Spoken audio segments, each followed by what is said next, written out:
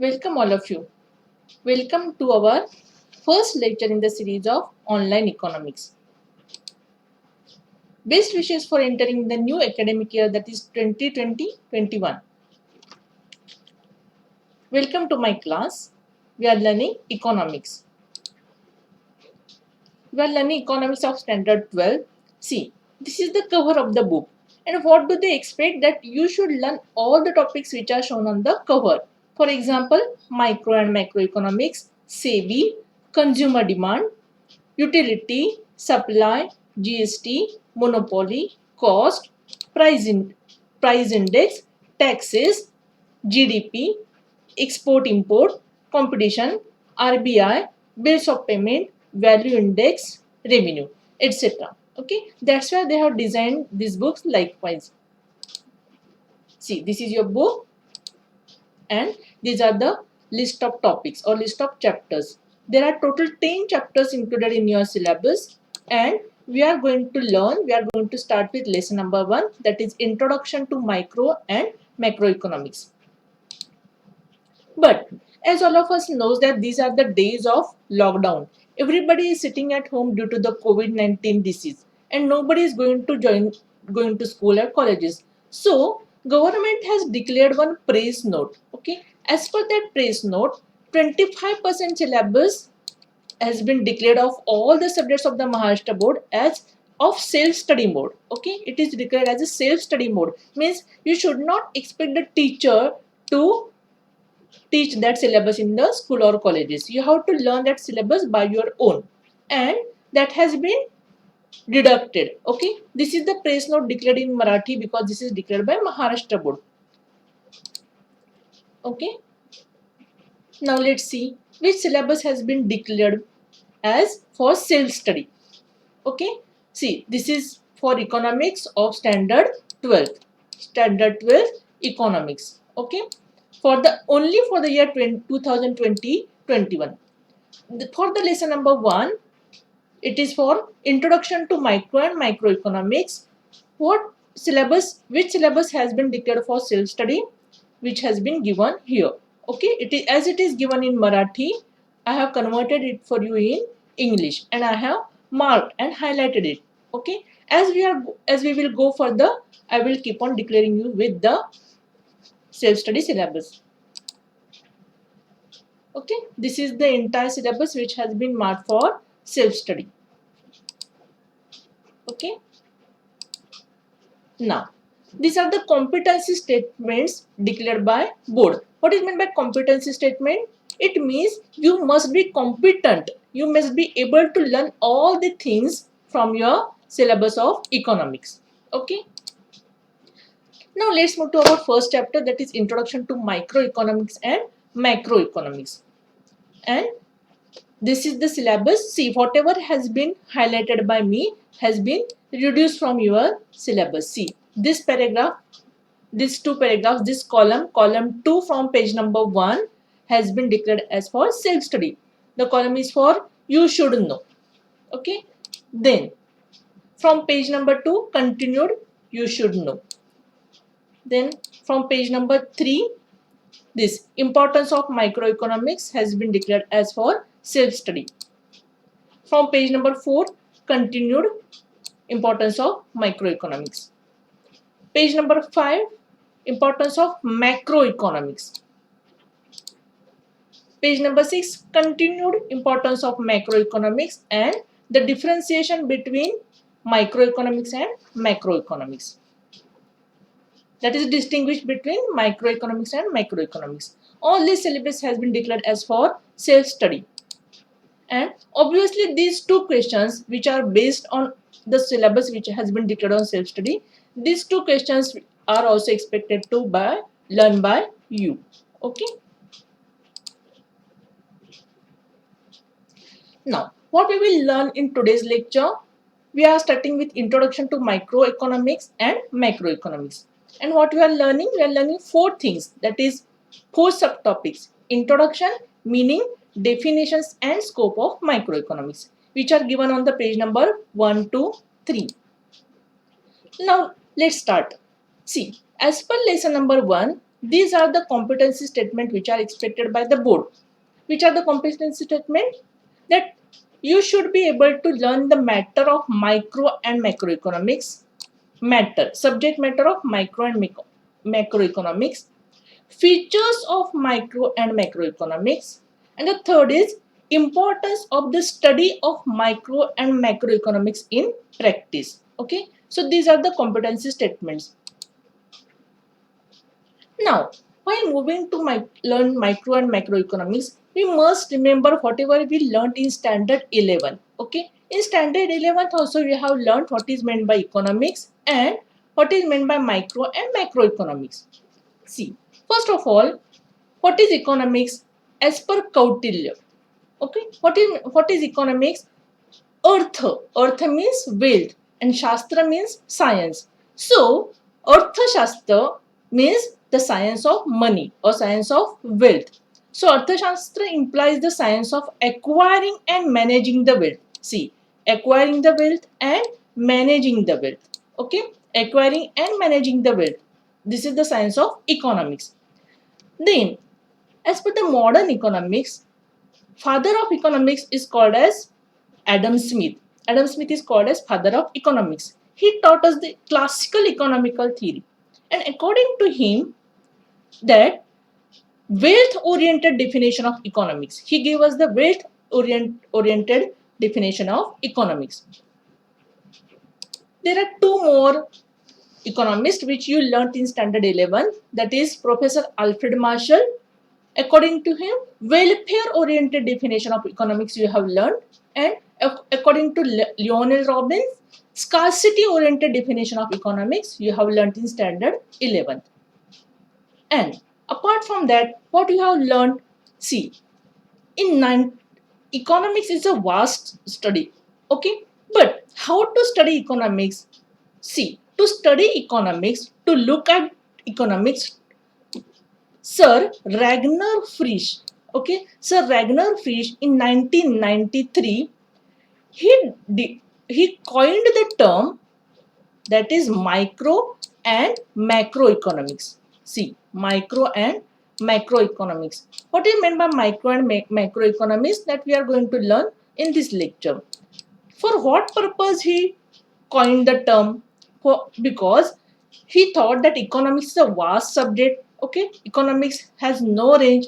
To look at economics, to study economics in two different ways, he decided, he came out to the two terms, that is micro and macro, to learn the subject of economics. Okay, so these are the two branches of learning the economics. Okay, these are the two branches of learning the economics. See, micro means small. So microeconomics deals with the behavior of individuals, variables such as household, worker, firm, industry, etc. Micro. Okay.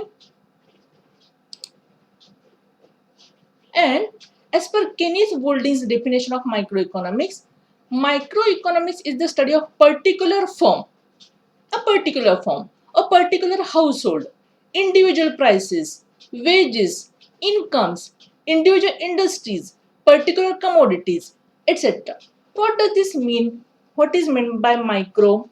See, particular firm means there are many firms in for example, if you take the example of our country, there are many firms. Okay, for example, Tata, Birla, Reliance, but study of a particular firm, for example, studying only of Tata. Okay, study of a particular firm, not all the firms. Okay, study of a particular firm, particular household means, for example, studying of your own home. For example, how much of is income of your own home, how much of monies are saved, how much of monies are invested. Okay, whatever is dealt with your own home, that is of particular household. Individual price there, for example, if we take the example of hair oil, there are many companies of hair oil in India. Okay, but a price of a single hair oil company, for example, we take example of Parachute. Okay, then individual prices of a Parachute hair oil company. Wages paid particularly, incomes, individual industries, particular commodities. Commodities means things, items. Okay, that's particulars. Only one. Okay, we are going to learn in microeconomics. See, and what is macroeconomics? Macro means large or aggregate or total. Macroeconomics is therefore the study of aggregate. Aggregate means total, overall, covering the entire economy, such as total employment, national income, national output, total investment, total savings, total consumption, aggregate supply, aggregate demand, general price level, etc. See, if we look at the macroeconomics, macro means aggregate, okay, total of all the things, okay, not of particular, not a specific, total of all the things of the economy are learnt in macroeconomics. Okay, macro. According to Kenneth Boulding's definition of macroeconomics, macroeconomics deals not with the individual quantity. It does not deal with the individual quantity, but with the aggregate of these quantities. Total of all the quantities means total of all the hair oil companies, total of all the companies which are dealing with automobiles, not with the individual income. It does not deal with the income of your own home, okay, but it studies the national income, means income of all the people staying in their nation, okay, not the price of individual commodity, but the general price level. What is the price level of all the commodities? Okay, it does not deal with the individual output, but with the national output. Okay, so aggregate of all the things are learnt in macro. This you have learnt in standard 11, and you were supposed to distinguish between these given items which are of microeconomy and which are of macroeconomy. For example, global poverty. It is that word global is included, so global deals with macro. Okay, then price of a commodity, commodity. A means micro. Okay, then balance of payment, it is a national topic, so it will go to macroeconomy. Profit of a firm, a means a single firm, so it will go to microeconomy. National income, national means the income of a nation, so it is of aggregate income of all the people in a country, so it will go to macroeconomics. So this much you have learnt in standard 11 for regarding economics and differentiate between micro and macroeconomics. Now let's move to standard 12. This is the first page of your book, economics book, and what we are supposed to learn. See, the first topic it is let's recall, means you have to recall what you have learnt in standard 11. Then let's move to the introduction. See, introduction. Microeconomics and macroeconomics. See, micro and macroeconomics are two main branches of modern economics. Okay, branches means branches has been derived just as to study the entire economics. Okay, the term micro is derived from the Greek word micros. Okay, which means small. Micro means small or a millionth part of. Okay, millionth part of something, very small part of something, that is micros, means micro. The term macro is derived from the Greek word macros. Okay, it is exactly opposite to micro. Macro means which means large. These terms are coined by Norwegian economist Ragnar Fish of Oslo University in 1933.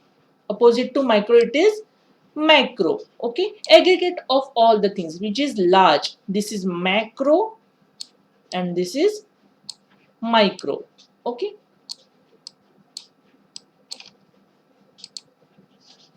See, there are two types of economies, that is microeconomics which learns a single consumer and macroeconomics which learns economy as a whole.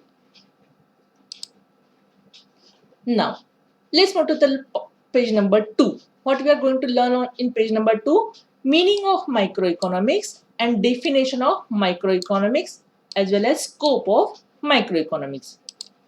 Let's move to the meaning of microeconomics. Micro means a small part of a thing. Microeconomics deals with a small part of national economy. Small part means it studies the economic actions and behavior of individual units such as individual consumer, individual producer, a firm, the price of a particular commodity or a factor. For example, what is meant by individual consumer? Suppose you are a consumer, okay? Then you are reaching to a producer. Then you would be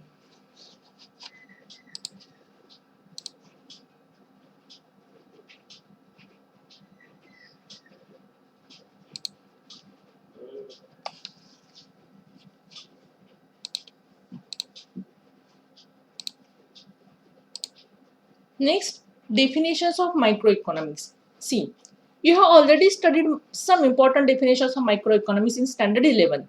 Now, these two definitions of Maurice Dobb and Professor A.P. Lerner has been included in standard 12. According to Maurice Dobb, microeconomics is in fact a microscopic study of the economy. See what is meant by microscope? See, the microscope is the thing through which we can find out the smallest things, right? We can find out the very minute or smallest thing from the microscope. So, in microeconomics, we are going to learn the economy by microscopic view. Okay, means we are going to find the smallest or minutest thing using the this view, that is microeconomics. According to Professor A.P. Lerner, microeconomics consists of looking at the economy through a microscope, as it were, to see how the millions of cells in the body of economy, see how do we find out the millions of cells and how they are behaving using the microscope. Okay, the individual of households as consumers and individuals or firms as producers. For example, who are the consumer? Among the consumers, a single consumer, right? That is an individual, and an individual of a consumer, individual or household, or individual or household from the consumers category, or from the producers category. From the producers category, a single firm or an individual firm or individual producer from a producers category. Okay, they play their part in working of the whole economic organism. Okay, they see a single firm, a single individual household, they play a very important part in playing the consumers category. A firm, a single firm plays very important part for the producers category. So we are going to learn a single individual or a single firm like that. Following chart gives the idea of scope of microeconomics. See, this is the scope of microeconomics. What is meant by scope? See, scoping means the area. Which area we are going to learn using microeconomics? See, using microeconomics we can see when we talk about scope of microeconomics, we learn microeconomics in the way of three theories. Okay, three theories are there of looking at the scope of microeconomics. Which are these three theories? Theories of product pricing, theory of factor pricing, and theory of economic welfare. See, when we talk about theory of product pricing, this is the first theory, theory of product pricing. How the price of the product is determined? See, the price of the product is determined after, depending upon its demand and supply.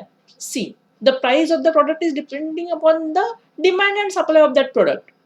So, this is the first theory of economics. The second theory is theory of factor pricing. See, which are the factors which are responsible for production? See, four factors are there: rent, wages, interest, and profit. See, how to decide the price of these factors, how to decide the rent, how to decide the wages, how to decide the interest, how to decide the profit. See, these are the factors of production. Okay, so how to decide the price of these factors of production? That is the second theory, that is theory of factor pricing. And the third, that is theory of economic welfare. See, this is a little bit wider concept. How do we think that it is economic welfare? See, if there is efficiency in production, production is done in efficient way. What is meant by production is done in efficient way, we are going to see later on. Then efficiency in consumption, whatever has been produced has been consumed in an efficient way. Okay, that is efficiency of consumption. Consumption comes after production. Okay, then overall economic efficiency, efficiency in overall economic way. See, these are the three terms considered under theory of economic welfare. Let's learn the first theory, that is theory of product pricing. See, the price of an individual commodity, right, is determined the market forces of demand and supply. See, microeconomic is concerned with demand analysis, that is individual consumer behavior, and supply analysis, that is individual producer behavior. Who demands? Consumer demands, right? Consumer demands. And who supplies? Producer supplies, right? So consumer demands for a specific commodity and producer supplies the specific commodity. So the price of a specific commodity, for example, if we talk about the price of the tube light, okay, tube light which we glow in our home, suppose the price of the tube light is depending upon the demand of the consumer and supply given by the producer. Okay, this is called as the theory of product pricing. Okay, then theory of factor pricing, how the price of the factors are decided. See, which are the factors which are responsible for production? In microeconomics, land, labor, capital, and entrepreneur are the four important factors, right? Land, labor, capital, and entrepreneur are the factors that contribute to the production process. Microeconomics helps in determining the factor rewards. What is meant by rewards? Rewards is the remuneration. Okay, rewards mean remuneration. In short, you can call as money paid. Okay, rewards means money paid or remuneration. The right money or the right value paid for land, for labor, for capital, and for entrepreneur in the form of rent, wages, interest, and profit. What does it mean? What reward is paid to land? It is rent. What money is paid to labor? It is wages. What is paid to the capital? What is given to the capital? It is interest. And entrepreneur, the owner who works for the factory or who works for the firm, what is given to him? What does he expect? It is the profit by his own works. Okay, so these are the factors of pricing, right? Because these are the four factors of production. And what is given to them? For the land, rent; for the labor, wages; for the capital, interest; and entrepreneurs, it is profit. Theory of economic welfare. See, theory of welfare basically deals with efficiency in allocation of resources, right? Why? Because economics basically deals with availability of resources and allocation of resources, right? Availability and allocation of resources. See, so efficiency in allocation of resources. Whatever are the resources, you have to allocate them in efficient way. Okay, you have to allocate the resources in efficient way. Efficiency in the allocation of resources is attained when it results in maximization of satisfaction of the people. Okay, economic efficiency involves three efficiencies. See, which are the three efficiencies? Efficiency in production. What is meant by efficiency in production? It means producing maximum possible amount of goods and services from the given amount of resources. See, producing maximum possible amount of goods and services means, for example, 10 workers are working in your factory, okay, and they are working for 5 to 7 hours in a day. So maximum production must be taken from the available goods and services, okay, from the given amount of resources. Which resources we talked about? We talked about resources of labor, okay, or some specific material is there with you. So you must take the maximum production from the available resources. That is, then only we can say that if there is efficiency in production. Next is efficiency in consumption. What is meant by consumption? Distribution of produced goods and services among the people for consumption in such a way as to maximize total satisfaction of the society. For example, if you are having a tire company, okay, and you have produced a number of tires, okay, and if the tires are not distributed to the people, okay, the goods, that is the tires you have produced, okay, and you have not distributed the tires to the people, then what is the use of it? Are the people consuming the production? No. So when we can call it, there is efficiency in consumption. See, when people for consumption in such a way that maximum total satisfaction of the society. See, people wants the tire and the tires must be consumed by the people or the consumer. Consumed means must be utilized. Then only we can say that whatever was if we reached or gained efficient production, but if we didn't get the efficient consumption, then it is useless. Okay, so we must get the efficient consumption also. We means the company. And overall economic efficiency. What does this mean? Production of those goods which are most desired by the people. What should be produced? When we can say that we have reached or gained overall economic efficiency, when whatever is desired by people must be produced by the companies, right? Production of those goods which are most desired by the people. See, microeconomics theory shows under what conditions these efficiencies are achieved, when these three efficiencies can be achieved. Okay, that is learnt in microeconomics. The focus of microeconomics is mainly confined means bound, limited to price theory and resource allocation. Okay, price theory and resource allocation. It does not study the aggregate.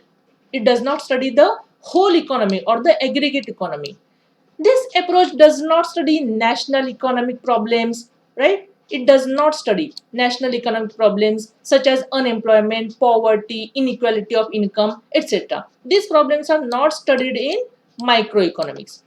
Theory of growth, theory of business cycles, monetary and fiscal policies are also beyond the limits of microeconomics. Microeconomics does not learn or does not discuss about these theories. Okay, it is confined, means limited only to microeconomics, that is price theory and resource allocation. Okay, now let's study the features of microeconomics. The first, the nature and method of economics. What are the two types of economic analysis? That is macroeconomics. It looks at the entire economy or its major aggregate or sectors such as household, business, or government. And microeconomics studies the economic behavior of individual, particular firm or particular industry, particular or individual. Okay, and microeconomics learns aggregate overall.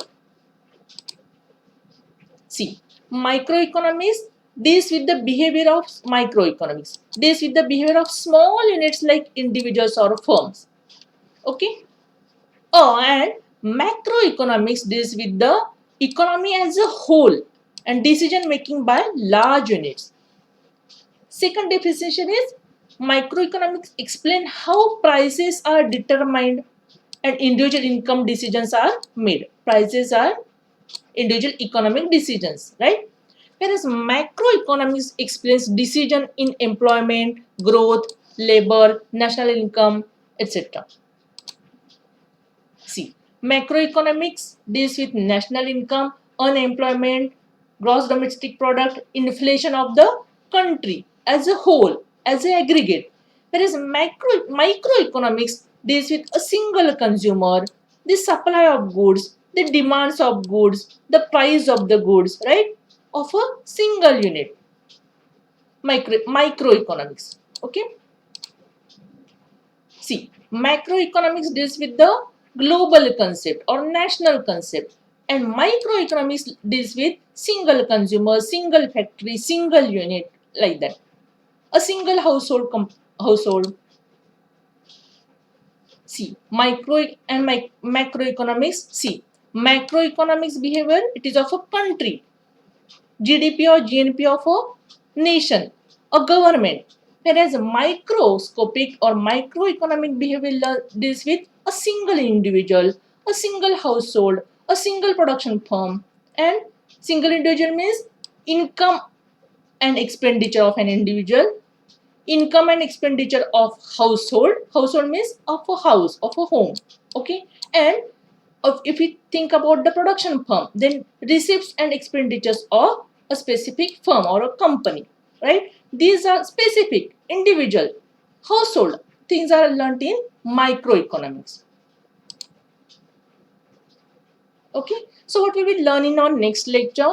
In our next lecture, we will learn the features of microeconomics, meaning of macroeconomics, and definitions of macroeconomics, which are given on page number 3 to 5. Thank you. Stay home, stay safe.